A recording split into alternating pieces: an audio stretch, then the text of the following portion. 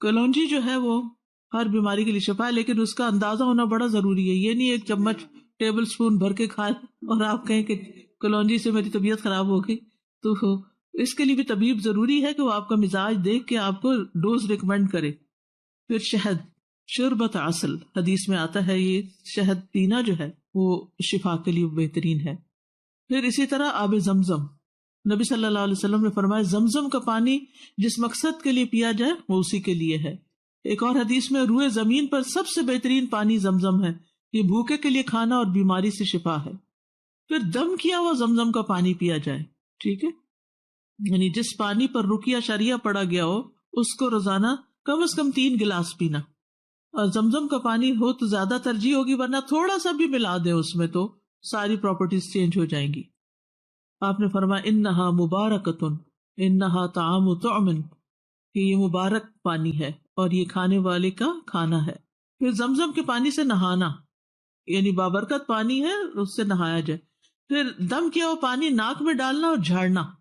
پھر زیتون کا تیل، آپ نے فرمایا زیتون کھاؤ اور اس کو لگاؤ، بے شک یہ مبارک درخت سے ہے. شہد، زیتون کا تیل اور کلونجی ملا کے استعمال کرنا.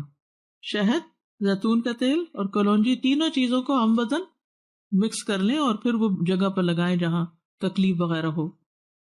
زیتون کا تیل پینا، نبی صلی اللہ علیہ وسلم نے فرمایا زیتون کا تیل کھایا کرو اور اس سے تیل لگایا کرو کیونکہ وہ بابرکت درخت ہے. جسم پہ ملنا، اگر زیتون کی بوٹل ایک لے کے تیل کی اس کے اوپر رقیہ پڑھ کے رکھ لیا جائے اور پھر اس سے اگر مساج وغیرہ کیا جائے کہ سر کو لگائیں، پیئیں، منہ کو لگائیں تو وہ بھی شفا کا باعث ہوتا ہے. تلبینہ، تلبینہ غم کو دور کرتا ہے، دلیے کی طرح ہوتا ہے.